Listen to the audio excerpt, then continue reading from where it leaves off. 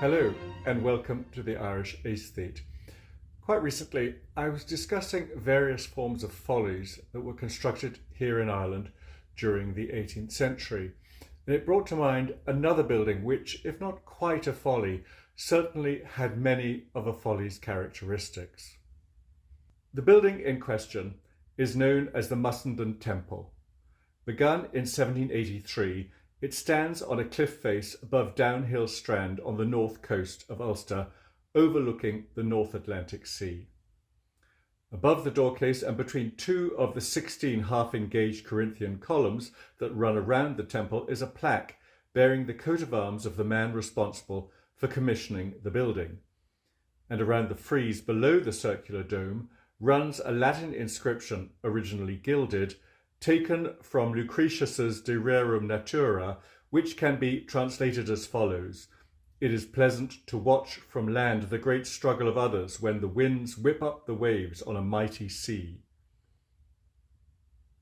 Inspiration for the building is believed to have come from Bramante's Tempietto, otherwise San Pietro in Montorio, a small circular chapel dating from the first years of the 16th century.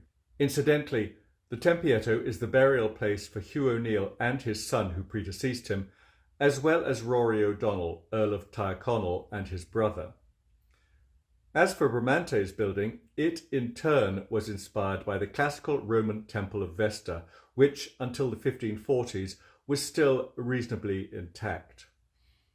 Of course, both the temple and the Tempietto stand in the middle of a city, whereas the Mussenden Temple overlooks the sea, a sea that in this part of the world can frequently feature those wind-whipped waves described by Lucretius. When first erected, it stood a little further inland than is now the case. Formerly, a coach could be driven around the entire exterior, but erosion over the past 2 centuries has left the Mussenden Temple now standing on a cliff edge. Although, please don't worry, necessary remedial work has been undertaken to ensure the building doesn't slide down to the strand far below. Inside, the temple is entirely lined in brick, but we have to understand that originally it was more elaborately decorated with a series of scagliola columns around the walls and a coffered ceiling below the dome. Why is it called the Mussenden Temple? Well, it's because the man who commissioned the building had a relative with the glorious name Friedzweig Mussenden, of whom he was very fond. So he decided to erect this in her honour. Mrs. Mussenden, incidentally, was his first cousin once removed, and not, as is frequently stated, even by the National Trust, which should know better, his niece. Alas, the poor woman died in 1785 before the building was finished, and therefore she never got to see a temple named in her honour. The building was never just decorative, by the way. It also served a purpose, being used as a library. You might worry that in such a location, the books inside the temple would suffer from cold, and particularly from damp.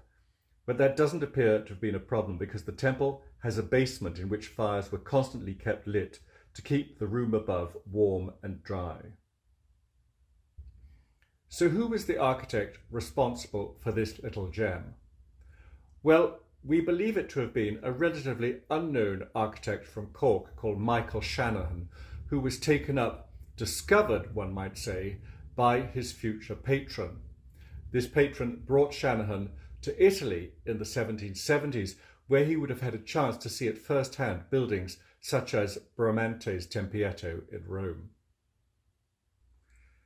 Shanahan also undertook a study of bridges while he was in mainland Europe, and this proved useful because in the late 1780s he was the architect of a 3-arch bridge in Cork City, leading from the newly completed Patrick Street across the River Lee. It remained in place until destroyed in a storm in 1853. Shanahan received a number of other significant commissions in this part of the world, such as the now ruined Castle Bernard, built in the mid-1790s for the first Earl of Bandon. And some years later in Roscarbery, he added a handsome octagonal spire to the tower of St. Fachner's Cathedral. But who was Shanahan's most important patron? Well, in the next episode, I'll tell you something about the man in question and also about his family's colourful history.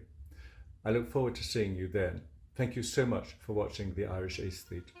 Goodbye.